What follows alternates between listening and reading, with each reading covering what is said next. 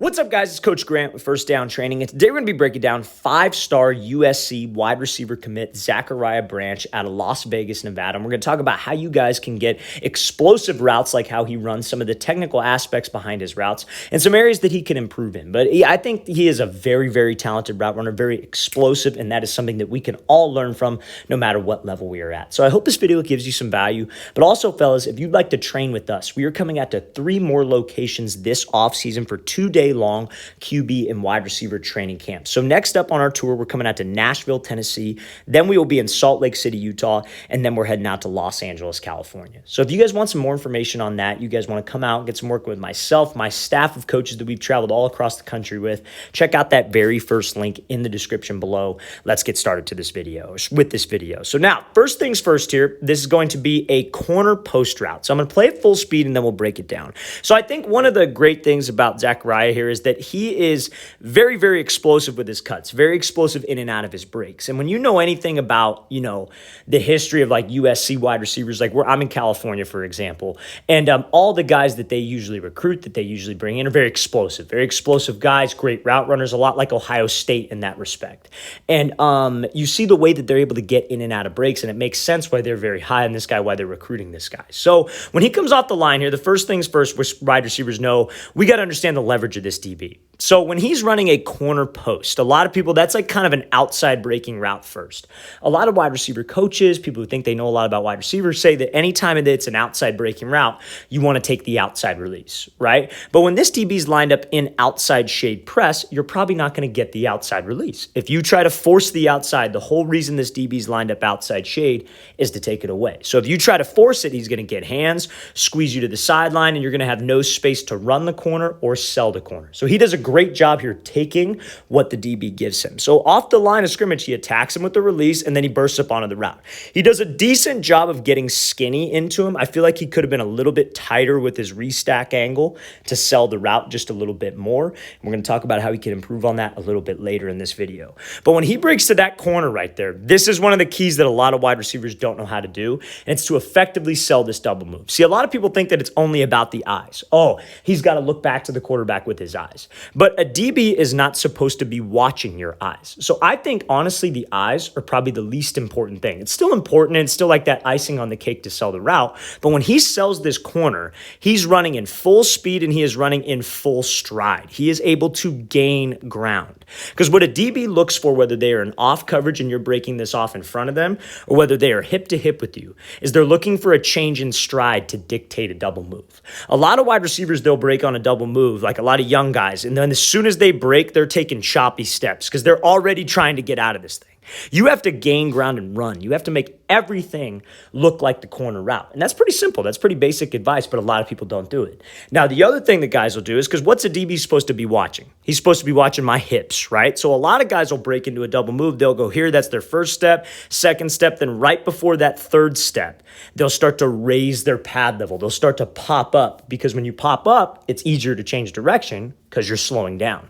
But Branch does such a good job of keeping a good pad level, actually running hard, actually selling that corner, and checking off those boxes that make that DB think that it's a corner. He's not even looking back to the QB. He is fully committed, shoulders and hips, running in full stride and running in full speed. That is what will get you separation, fellas. You're running like a sluggo route where it's a 3-step slant and go. Those 3 steps on that slant, they better not be choppy. You're running an out and up route. Those 3 steps on the out route, they can't be choppy. You have to run in full stride, full speed, and commit that upper half. Let's play this thing again, full speed. That is a very, very explosive route right there. Great job selling the route. Great job committing the hips and shoulders. And that is what will lead to that explosive cut. A lot of people are always talking about that explosive cut right here that he makes, bam, where you shoot your foot in the ground, that like speed cut, if you will. That will naturally occur, naturally get more explosive for you if you start running full speed into your breaks and you start committing to your breaks. We cannot raise up and we cannot chop the feet. Let's get to this next clip. So now next clip here is going to be this like kind of he's running like an outside release type route, inside shade DB, and he's snapping down. So this is what I want to talk a lot about, his ability to change direction right here, is that is something that a lot of wide receivers don't have the ability to do.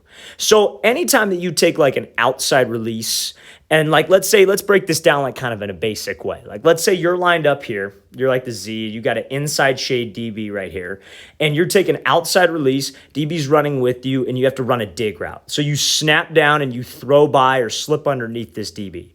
To be able to do that type of movement that he does right here, you have to drop so freaking low, but so freaking sudden with your hips to be able to get out of the route. So let's talk about it. When you're running a route, how do we sell it? Very similar to the double move. You have to run full speed. You have to be running in full stride, and you can't obviously raise your pad level. You can't pop up. You can't slow down, because those are the things that get this DB to commit out of there. Those are the things that make him think it's a fade, it's a corner, it's whatever the route we're trying to sell. So it's a lot easier said than done. To be able to break while running full speed, to be able to break while in full stride, you have to do something called drop your hips violently, and they call that snapping down. So you see how when he goes to make this break, a lot of wide receiver coaches teach, oh, you want to beat the drum with your hands and your feet. You want to chop the feet, just chop, chop, chop, chop at the top of the route and then get out of it, because that'll help you slow down and make a tight cut.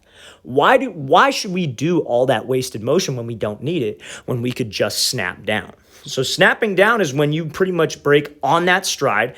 The way I think of it is you have a string attached to your chin, and you are as quickly as you can pulling that string down so your chin can get to your knee. Because when you drop your hips violently, you bring your chin to your knee aggressively.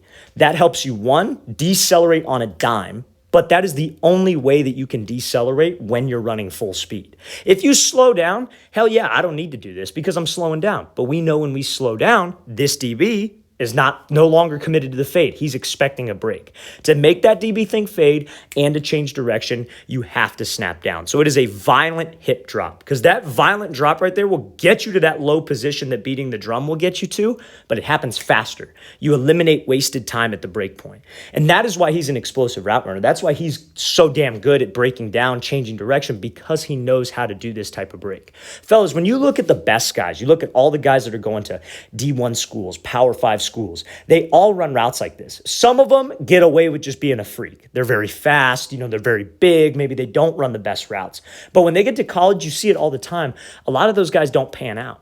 But the guys who are the best at the next level can run good. I mean, you look at Devontae Smith, you look at Calvin Ridley when he was at Alabama, all the guys that have gone through Ohio State, Wilson, Olave, Michael Thomas. They're all great route runners, fellas. Route running is something that you need to have in your toolbox, because that is what they're looking for. The receiver position, I feel, is changing, and I'm very glad to see that, because guys who maybe aren't the most physical specimen guys can catch some eyes by running good routes and getting separation. Now, Branch obviously is a freak athlete. I'm not saying that, but if you're not that guy who's super fast, you can still add these things to your game. I'm tired of hearing that excuse, oh, well, only if you run a 4.4, you can do this kind of stuff. That's total crap.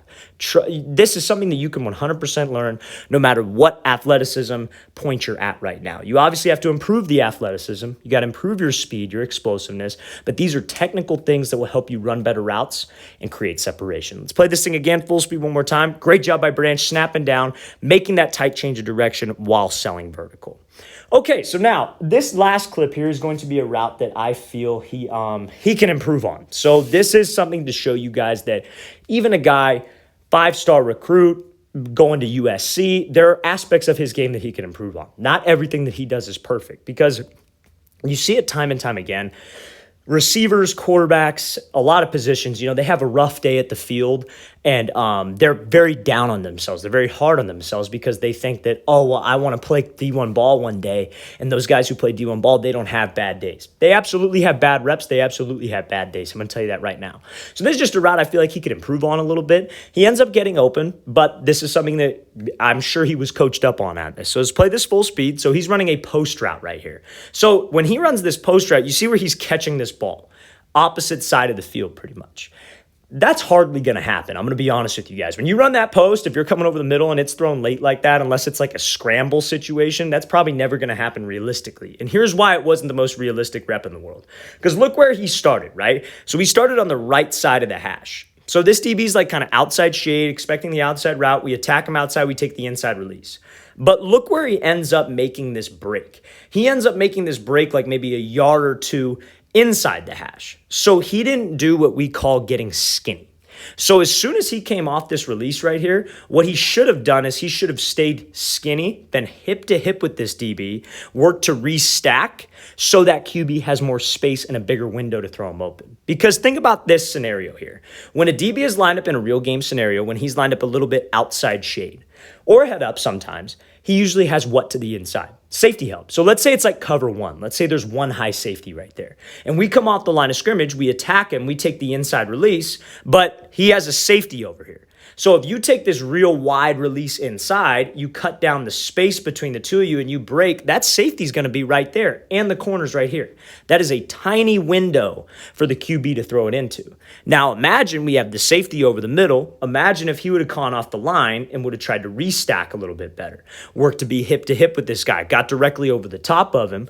When he makes that break, there is more space between him and the safety, and that's a bigger window for the QB. So off the line of scrimmage, fellas, you get some separation with this DB, you get him to widen. We should stay low.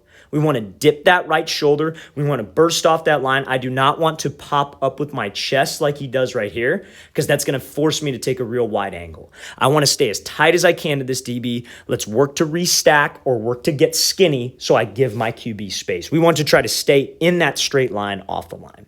So again, I don't say this to be negative to the kid because obviously he's a very, very talented receiver. He's playing at USC. Obviously has a lot of talent. But this is just to show you that there are areas where these guys, it's not that big of a gap. You know what I mean? Like the things that you need to work on and the things that these guys need to work on, it's not that big of a gap. They do a lot of things well that a lot of other wide receivers don't do, but there are things that they need to improve on just like the regular guy who's trying to climb up the rankings, trying to get that first offer. Trust me, fellas, they have bad reps just like how you guys have bad reps. Let's play this thing again, full speed one more time. Great job by Branch, working him, getting the inside release, but we have to be tight to that restack to make it a realistic play.